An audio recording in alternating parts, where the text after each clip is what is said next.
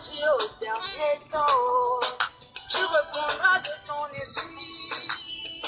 Tu toutes choses, les jeunes prophétiques seront entendus. Nous voulons être de ceux qui sont destinés afin de dominer sur ce monde corrompu. Baptise-nous. Je vous salue au nom de Jésus.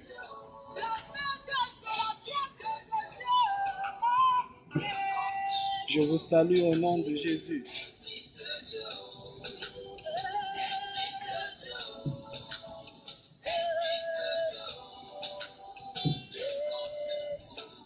Recevez ma salutation au nom de Jésus.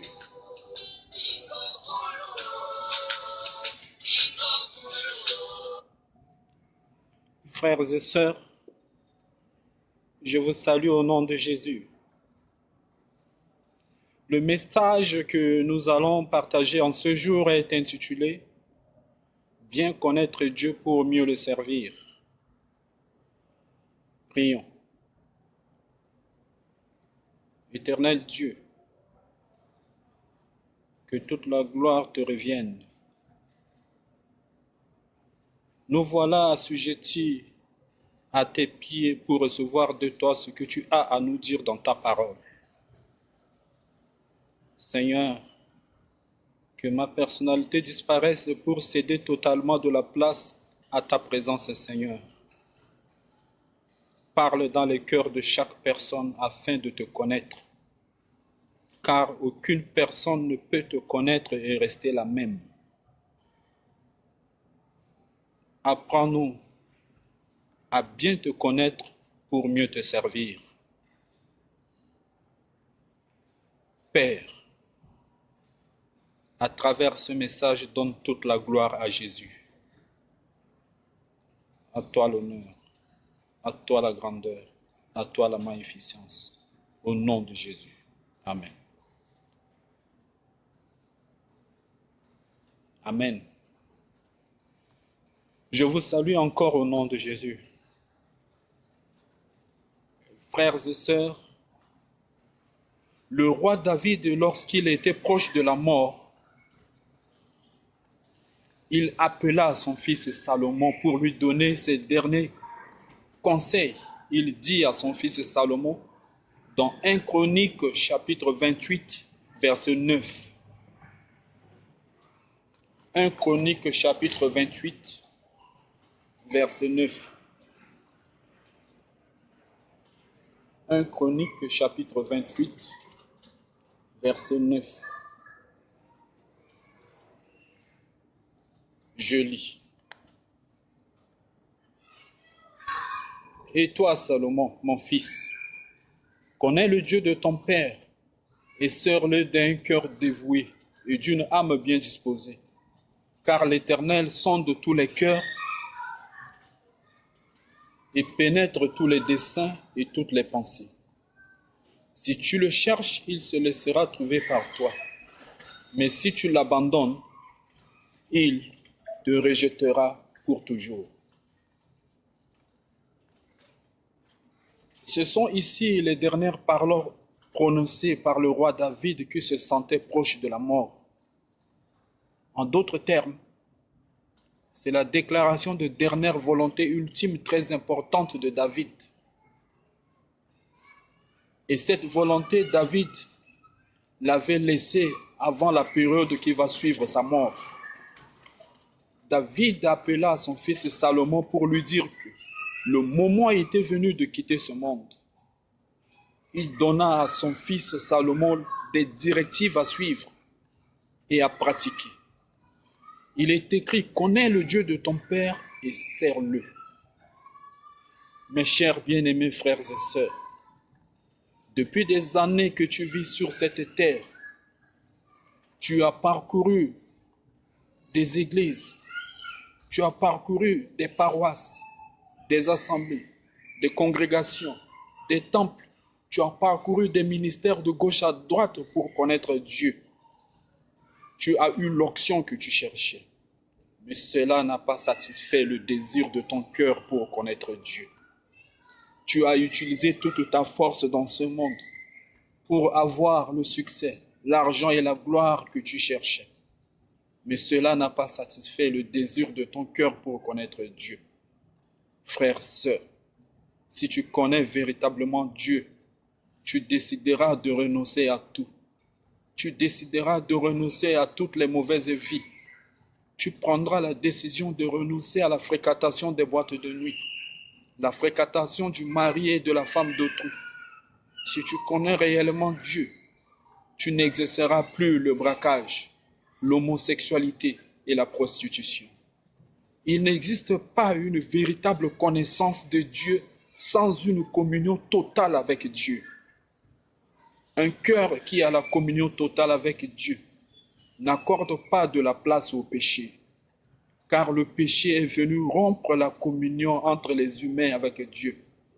Mais la mort de Jésus-Christ sur la croix de Golgotha a réconcilié la communion entre les humains avec Dieu et nous a donné la possibilité d'accéder à la connaissance de Dieu.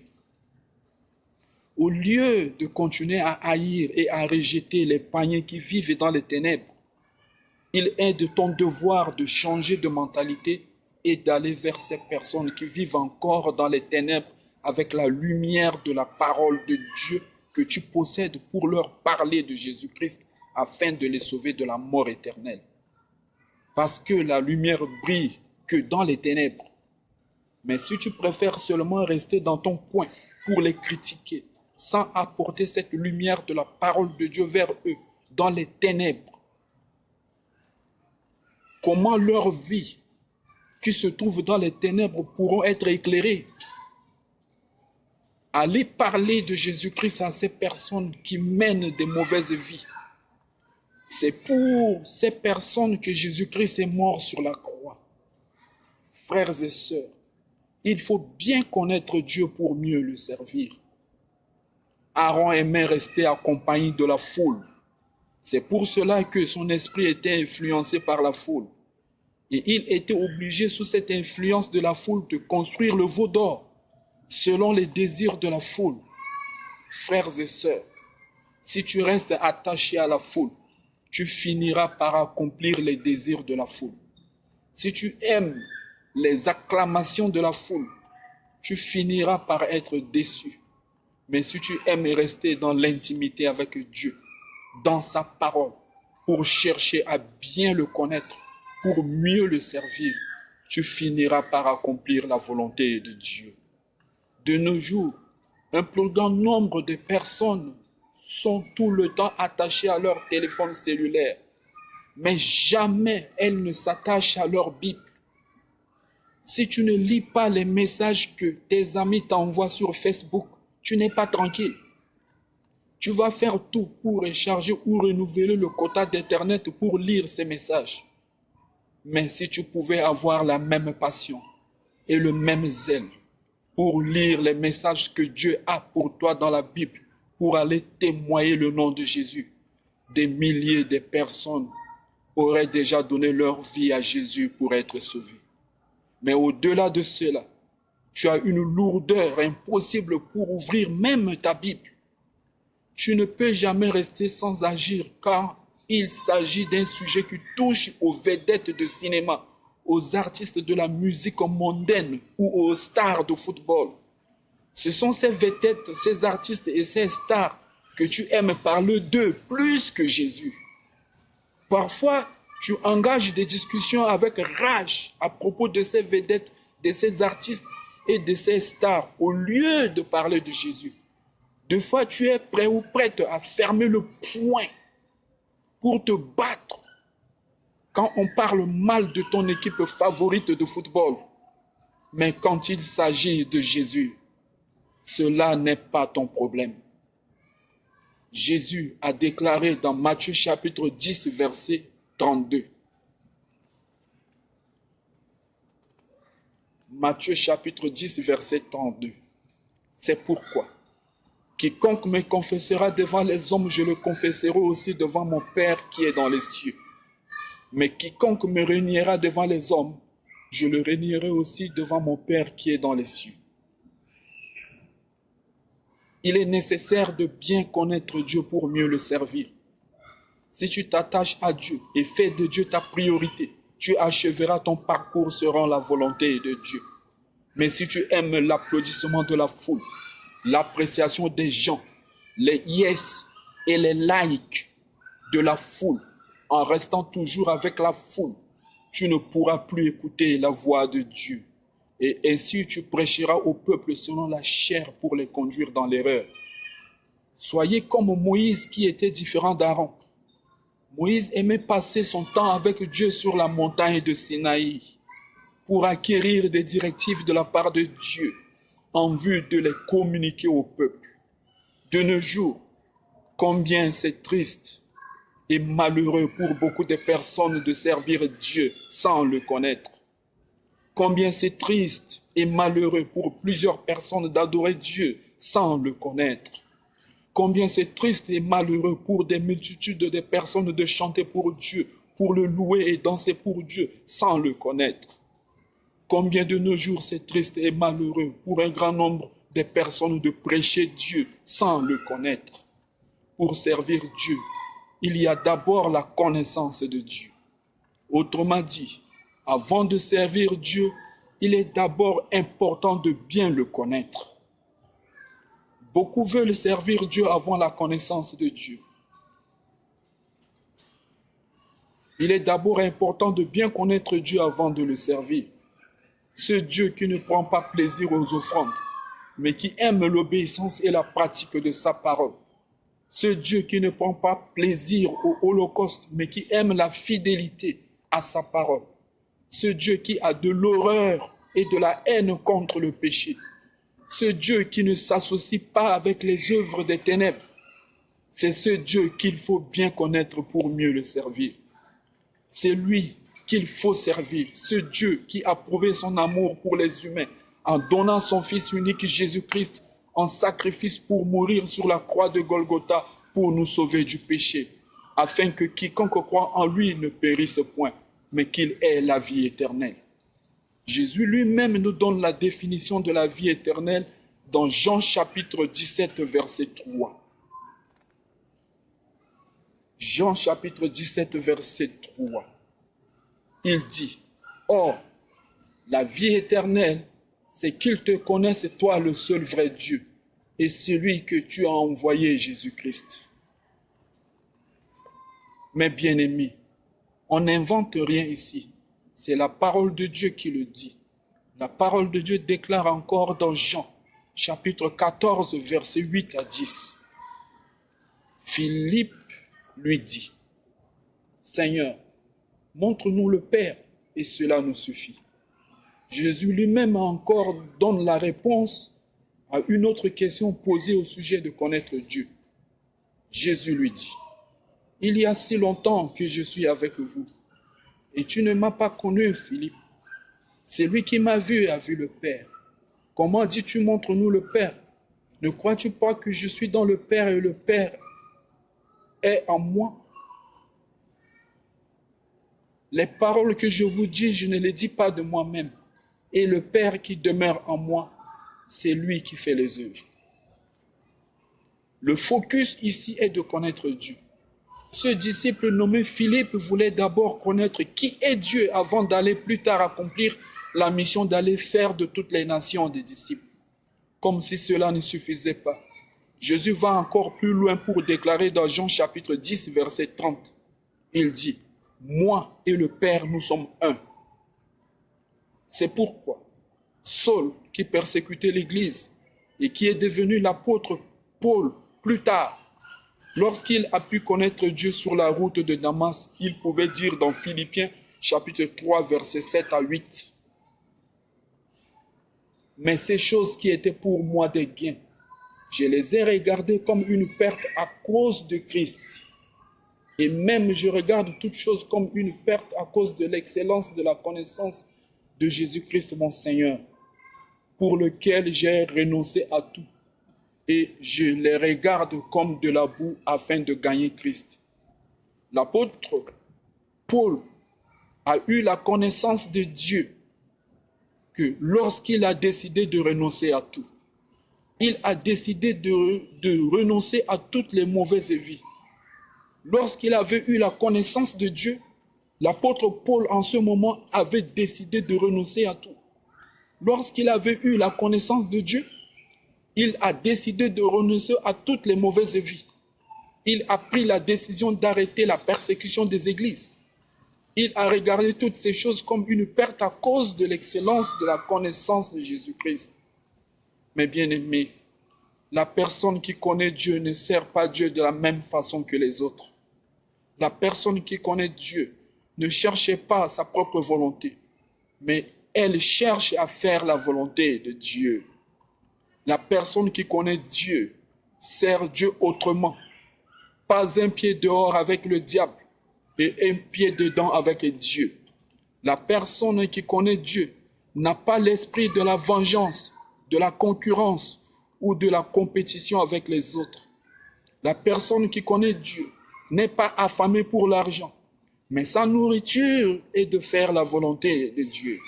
La personne qui connaît Dieu a de la fermeté de résister à la tentation et au péché en ayant les yeux fixés sur la justice et le royaume de Dieu. La personne qui connaît Dieu ne cherche pas à plaire aux gens, mais elle cherche à plaire à Dieu. La personne qui connaît Dieu n'a pas le temps de contrôler ce que font les autres. Ses regards ne sont pas comme les regards des autres. La personne qui connaît Dieu ne cherche pas l'approbation des gens et ne cherche pas à être acclamée par la foule. La personne qui connaît Dieu, lorsqu'elle prêche la parole de Dieu, elle ne cherche pas le pasteur de son église locale et ne présente pas le bishop ou n'importe quel serviteur de Dieu. Mais elle prêche Jésus-Christ. Elle ne prêche pas le pasteur de son église locale, mais elle prêche Jésus-Christ. Elle ne prêche pas un bishop, mais elle prêche Jésus-Christ. Elle présente Jésus-Christ et elle ne valorise pas le nom de son église locale, mais elle valorise le nom de Jésus-Christ. La connaissance de Dieu se trouve dans sa parole. Dans Jean chapitre 4, versets 29 à 42. Lorsque la femme samaritaine avait rencontré Jésus au bord du puits d'eau, elle avait couru pour alerter les gens de la ville pour leur dire « Venez voir un homme qui m'a dit tout ce que j'ai fait. Ne serait-ce point le Christ ?» Et un beaucoup plus grand nombre de personnes crurent à Jésus qu'il est vraiment le sauveur du monde. Les gens de la ville de Chichar à Samarie ne savaient pas que Jésus était le sauveur du monde. Mais c'est lorsqu'ils ont entendu et cru à la parole, c'est à partir de ce moment-là qu'ils ont pu connaître Dieu. Lorsqu'une personne rencontre et connaît Dieu, cette personne a un désir dans son cœur pour aller parler de Dieu aux autres personnes qui ne connaissent pas encore Dieu. La connaissance de Dieu se trouve aussi dans ce qu'il fait.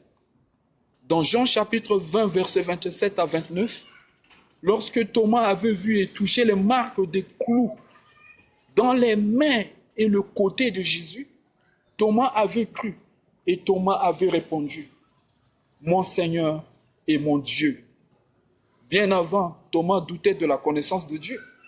Mais au moment où Thomas a vu et touché les marques des clous sur les mains et le côté de Jésus, c'est en ce moment-là que Thomas a cru pour connaître Dieu. Dans 1 Roi chapitre 18, verset 39, quand le prophète Élie avait prié et que Dieu avait fait venir le feu du ciel, et lorsque le peuple avait vu cela, ils ont crié « C'est l'Éternel qui est Dieu, c'est l'Éternel qui est Dieu ». Si Dieu n'avait pas fait descendre le feu du ciel, le peuple n'allait pas connaître Dieu. Mais lorsque Dieu a fait descendre le feu du ciel et que le peuple a vu cela, c'est à partir de ce moment-là que le peuple a crié pour connaître Dieu. Si tu connais Dieu, tu auras un fardeau dans ton cœur pour les âmes perdues qui vivent dans les péchés et qui n'ont pas encore donné leur vie à Jésus. Si tu connais Dieu, tu ne témoigneras pas de toi-même, mais tu laisseras les œuvres que tu apportes dans la vie des personnes témoigner à ta place. Mais bien-aimé, plus que tu connais ce Dieu, plus que tu l'adores, plus que tu finis par avoir de la haine du péché. Plus tu connais ce Dieu que tu prêches, plus tu finis par lui obéir pour mettre en pratique sa parole. Plus tu connais ce Dieu que tu chantes, plus tu finis par rejeter le mauvais mode de vie de ce monde pour te consacrer totalement ton âme à servir Dieu. Frères et sœurs, qu'est-ce que le nom du pasteur ou de l'évêque cherche sur la plaque affichée devant l'église locale? Rendez gloire au nom de Jésus-Christ et arrêtez de rendre gloire au nom d'un pasteur ou au nom d'un évêque d'une église locale. Arrêtez de faire le culte de la personnalité. Arrêtez de faire la publicité d'un pasteur ou la publicité d'un évêque. Faites la publicité de Jésus-Christ. Un pasteur n'est pas mort pour toi sur la croix pour te sauver. Un évêque n'est pas mort sur la croix pour te sauver. Seul Jésus est mort sur la croix pour te sauver. La Bible déclare dans Actes chapitre 4, verset 12, « Il n'y a de salut en aucun autre, car il n'y a sous le ciel aucun nom qui ait été donné parmi les hommes par lequel nous devions être sauvés. » Une assemblée qui connaît Dieu ne va pas accrocher dans l'église locale les photos du pasteur. Une assemblée qui connaît Dieu ne va pas afficher dans l'église locale les photos de l'évêque ou les photos et les statuettes des acteurs de films de Jésus que beaucoup de personnes dans ce monde prennent comme soi-disant des photos réelles de Jésus. Ça, c'est l'idolâtrie qui provoque la colère de Dieu. La Bible déclare dans Exode chapitre 20, versets 4 à 6. Là, ce sont les 10 commandements. Un plus grand nombre de personnes parmi nous connaissent les 10 commandements. Dans Exode chapitre 20, versets 4 à 6, il est dit, « Tu ne te feras point d'image taillée ni de représentation quelconque des choses qui sont en haut dans les cieux ou qui sont en bas sur la terre et qui sont dans les eaux plus bas que la terre. Tu ne te prosterneras point devant elles et tu ne les serviras point, car moi, l'Éternel ton Dieu, je suis un Dieu jaloux qui punit l'iniquité des pères sur les enfants jusqu'à la 3e et la 4e génération de ceux qui me haïssent et qui fait miséricorde jusqu'en 1000 générations à ceux qui m'aiment et qui gardent mes commandements. » Arrête de conduire des multitudes de gens dans l'erreur. Bien-aimés, ne prêchez pas vos églises locales. Ne dites pas aux gens que c'est dans notre église locale ou dans votre dénomination qui est le chemin qui mène à Dieu. Ne dites pas aux gens que c'est votre dénomination ou votre assemblée qui est la vérité. Sache que le chemin qui mène à Dieu n'est pas votre église locale, ni une quelconque dénomination. Mais l'unique chemin qui mène à Dieu est Jésus-Christ. La Bible déclare dans Jean chapitre 14, verset 6, Jean chapitre 14, verset 6, Jésus lui dit, « Je suis le chemin, la vérité et la vie. Nul ne vient au Père que par moi. » C'est Jésus seul qui est le chemin qui mène à Dieu. La vérité n'est pas votre dénomination ou votre assemblée, ni votre pasteur de l'église locale, ni votre bishop ou qui que ce soit, mais la vérité est le Seigneur des Seigneurs, Jésus-Christ de Nazareth. Seul Jésus-Christ qui a été crucifié et mort sur la croix pour nos péchés, afin de nous sauver et nous donner la possibilité encore de bien connaître Dieu pour mieux le servir. Seul Jésus-Christ nous a donné la possibilité de bien connaître Dieu pour le servir à travers le voile du temple qui était déchiré en deux, depuis le haut jusqu'en bas au moment où Jésus était mort sur la croix et qui nous a donné l'accès de parler directement à Dieu. Il est important de bien connaître Dieu pour mieux le servir. Il est important de bien connaître Dieu pour mieux le servir avec un cœur et une âme dévouée, différemment de ce qui se passe dans ce monde corrompu, adultère, méchant et incrédule. De nos jours, beaucoup peuvent parler de la vie éternelle et citer des écritures de la Bible, de Genèse jusqu'à l'Apocalypse. Mais beaucoup ne connaissent pas Dieu qui s'est révélé par Jésus-Christ notre Seigneur. Selon la connaissance, sans la connaissance de Dieu, je voulais dire, sans la connaissance de Dieu, tu ne pourras pas affronter ce monde dans lequel règnent des œuvres du diable. Sans la connaissance de Dieu, tu ne pourras pas affronter ce monde dans lequel règnent les œuvres du diable. Ne va pas copier les mauvais modes de vie des autres personnes, mais connais d'abord ce Dieu que tu as décidé de servir. Sinon, le diable et les démons se moqueront de toi, comme ça a été le cas pour les 7 fils de Séva, dans le livre des Actes des Apôtres, chapitre 14, verset 9, qui avaient voulu chasser les démons, parce qu'ils avaient vu Paul chasser les démons. Eux aussi, ils ont voulu faire comme Paul, alors que les 7 fils de Séva ne connaissaient pas Dieu pour dominer sur les démons afin de les chasser. Frères et sœurs, il y a un véritable danger pour quiconque qui utilise le nom de Jésus sans lui appartenir. Il y a un véritable danger.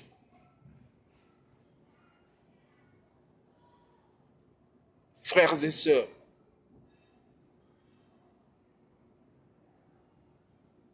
c'est un danger. C'est un véritable danger. C'est un véritable danger. Frères et sœurs, je le répète, c'est un véritable danger pour quiconque qui utilise le nom de Jésus sans lui appartenir. C'est un véritable danger pour quiconque qui utilise le nom de Jésus sans lui appartenir. Lorsqu'une personne vit dans le péché et se sert du nom de Jésus, il n'y aura pas d'impact sur la cible. Lorsqu'une personne vit dans le péché et se sert du nom de Jésus, il n'y aura pas d'impact sur la cible.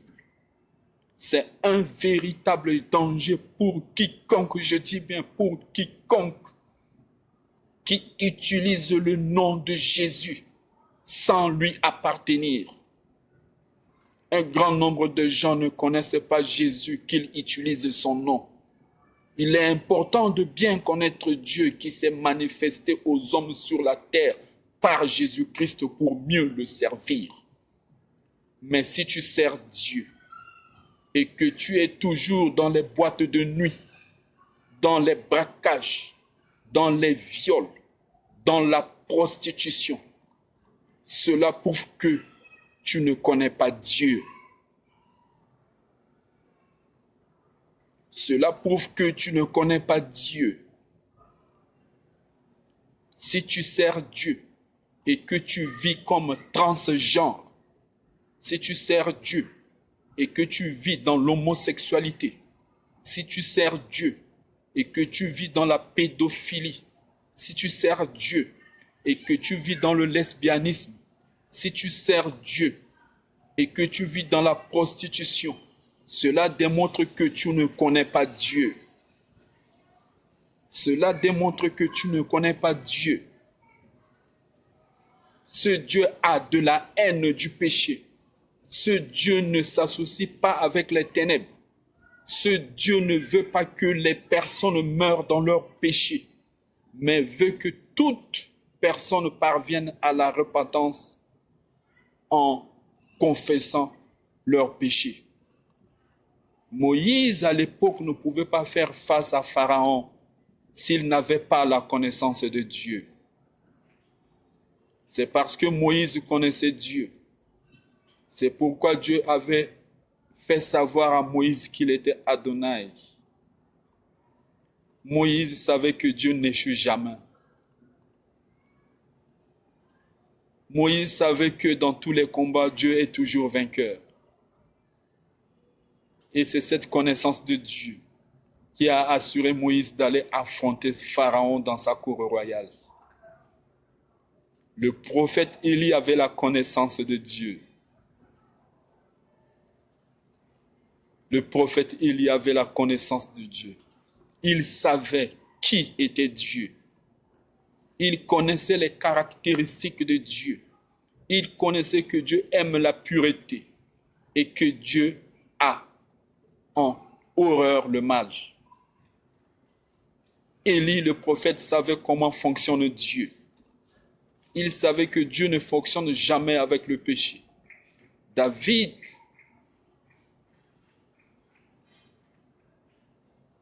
le roi,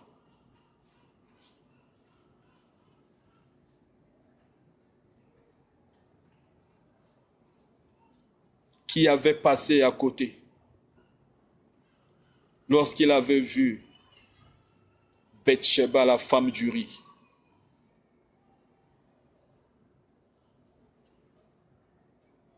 Un peu plus tard, il a reconnu qu'il était dans l'erreur. Il a confessé ses péchés. Et Dieu l'avait rétabli. Et un peu plus tard, Dieu avait dit, voici l'homme selon mon cœur.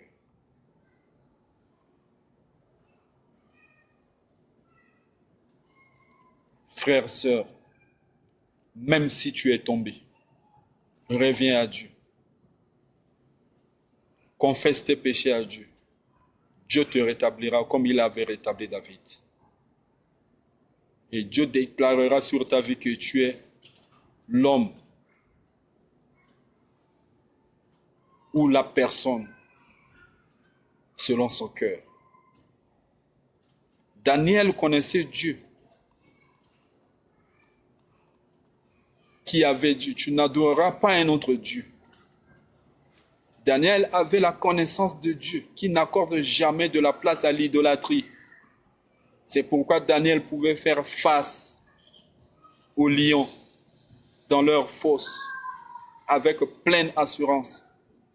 Voilà pourquoi Daniel pouvait tenir compagnie avec les lions dans leur fosse sans que ces lions ne lui fassent mal parce que Daniel connaissait ce Dieu qui prend plaisir à l'obéissance et à la pratique de sa parole.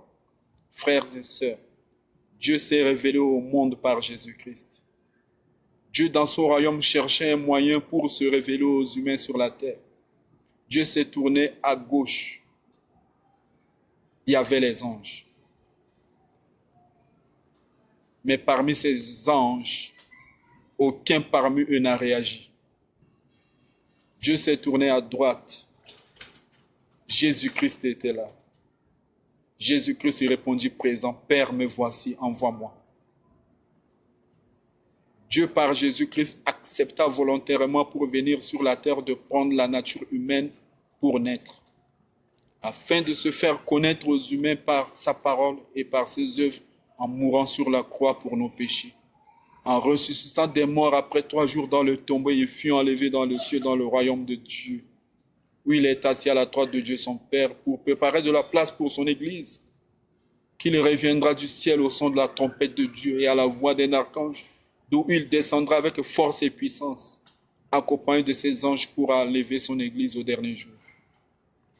Frères, sœurs, sache qu'en ce moment où tu es encore en vie, l'ange qui sera chargé après ta mort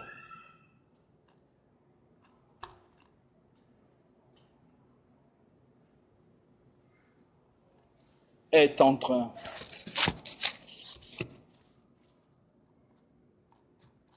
de s'entraîner.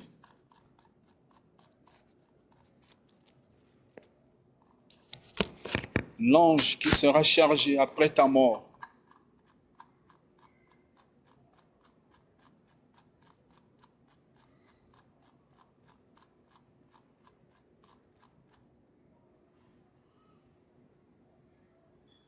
ou après le retour de Jésus-Christ, de s'occuper du film de ta vie que tu es en train de mener en ce moment. Cet ange est en train de s'entraîner encore pour attendre le dernier jour afin de présenter au roi des rois, Jésus-Christ de Nazareth, tes dossiers qui contiennent le film complet de toute ta vie. Il est temps aujourd'hui, bien-aimés, frères, sœurs, de te repentir. En confessant tes péchés de ta bouche à Dieu. En lui demandant pardon.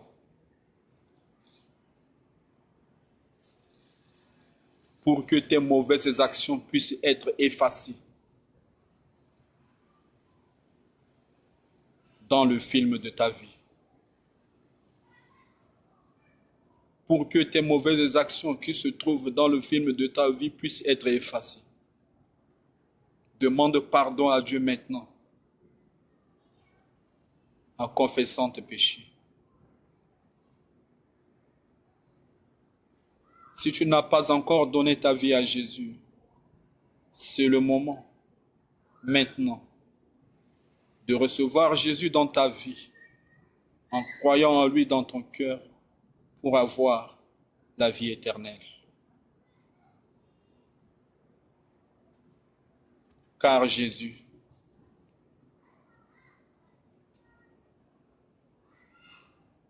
revient bientôt.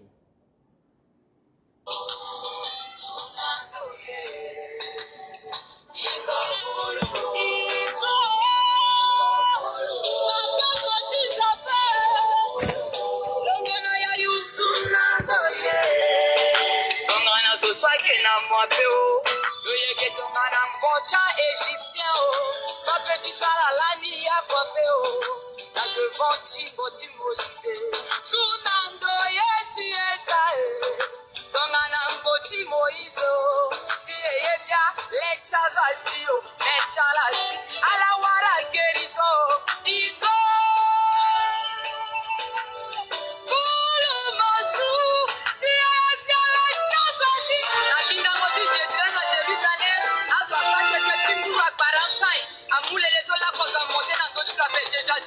Alléluia, Hosanna.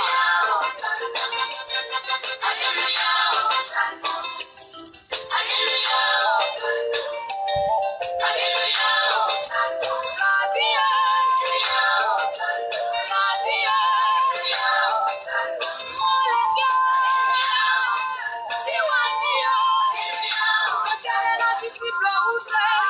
Como si lo na jebrita le. Sei senta na podrosa. Alaga waraga beni le. Sokaka ote pie. Leke sune di praso wako. La cosa moja doti lobe. Asa ona lega ke banga lobe. Ala si lobe na lonambi. Ala beni so muda le. Ala kene wati pene o. Ala kene fiati dunia e. Ala kene zapatia nyama e. Lola loke na peso chilo e. Oye di sara kusara na yolo e. Lelo go irisilo anita e. Ala muro akana lonambi. Asa sara bongo na dotilo e. Si kufri a nudite tilo e. Si kufri a faiblesse tilo e. Si kufri a échec tilo e. Si kufri a chopare tilo e. A disciple ba boule le sagadoni. C'est Zagara Pogo Nangolo. C'est Josu Tirando ti inutile. C'est Josu Tirando ti condamné. Condamné wara duare. Et si yele ni la na zakpanda pogo. Silo sambula da. Koliso.